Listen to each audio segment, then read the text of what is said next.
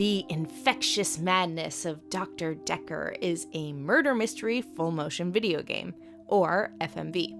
You play the role of a psychiatrist who has recently been hired on to shrink the former clients of Dr. Dekker, the man who held your position previously. This isn't your ordinary first day on the job, however, as you are taking over the job of a man who has been murdered. Drama. Dr. Dekker, the poor soul, was found murdered in his office around Valentine's Day. The 14th of February, the day of love, or remembering a massacre, whichever's more you. It seems very likely that someone with regular access to Dr. Dekker's office would be the killer. Your new patients, trustees, your loyal assistant Jaya, any one of them could be a cold-blooded murderer. I'm surprised he didn't kill himself. Kinda creepy, but you're a professional, right? You're here to help these patients. And hey, if you happen to find out which one of these loonies murdered the old bastard, then that's just icing on the cake. In order to sort everything out, you must interview your patients, as they come in for their therapy sessions. When talking to a patient, you have the option to choose from a list of predetermined speech options, or you can ask your own questions or make your own comments by using the text box feature. Using the predetermined speech might make for an easier playthrough of the game. However, if you really want to get down to the truth behind all this mystery, you're gonna have to use that keyboard feature. While chatting with your new pals, you will find yourself having to answer some of their questions or respond to some of their comments. The approach you take will sway the narrative of the game, so be careful, especially with this one. We went out for drinks. Didn't you know? He said it was a breach of something or the other, but I can be pretty persuasive when I want to be.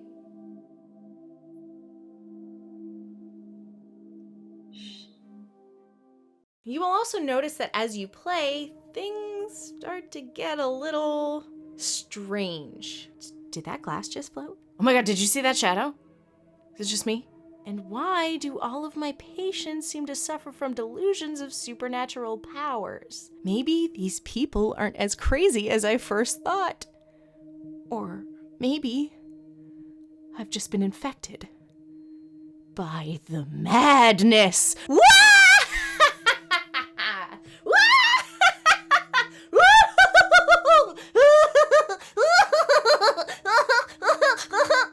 Did you see what I did there? Because the game's called The Infectious Madness of Dr. Dekker. You see, it's clever because the title reflects the nature of the game. You get it.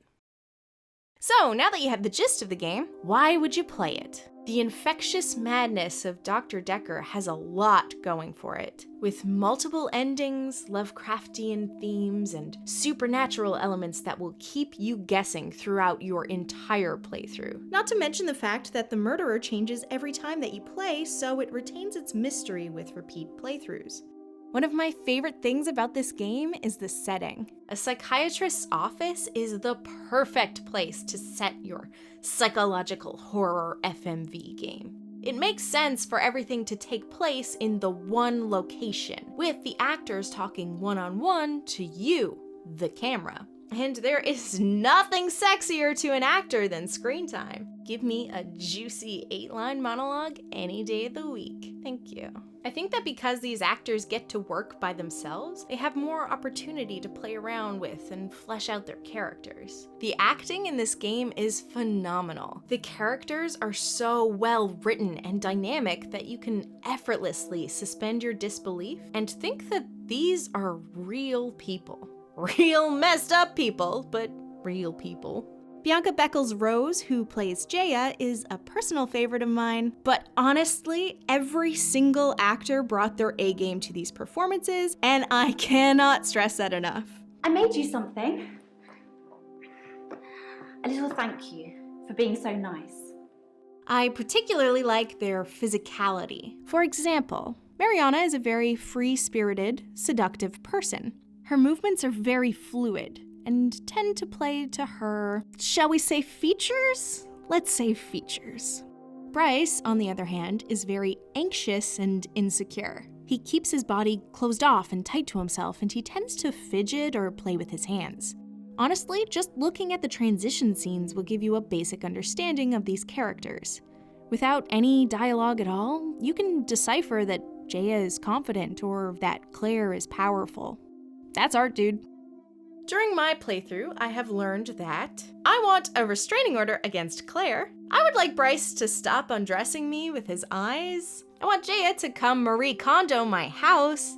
I want Mariana to understand the meaning of the phrase platonic relationship. I want some of whatever natural herbs Elon's been smoking. And I want to give Nathan a big ol' hug. If you like FMV games, if you like mystery, if you like great acting, writing, directing, and if you like to pick apart and interpret the media you consume, the Infectious Madness of Dr. Dekker is the game for you. I loved my time playing it. It is charming, it is fun, and it will keep you on your toes.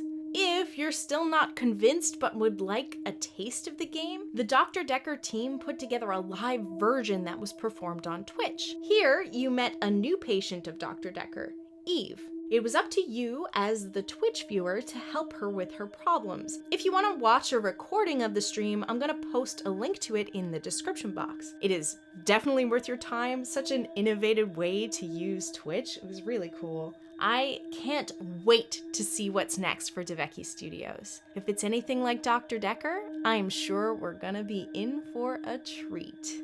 Thank you for watching, thank you for subscribing, and I'll see you next time. Some professor believes we could be living inside a computer simulation and someone is controlling us. And there are millions of these sims. And someone somewhere behind a keyboard is just causing havoc. I'm starting to think you have that keyboard, Doctor. Wait, don't answer that. I don't want to know. Okay, I love you, bye! Kisses!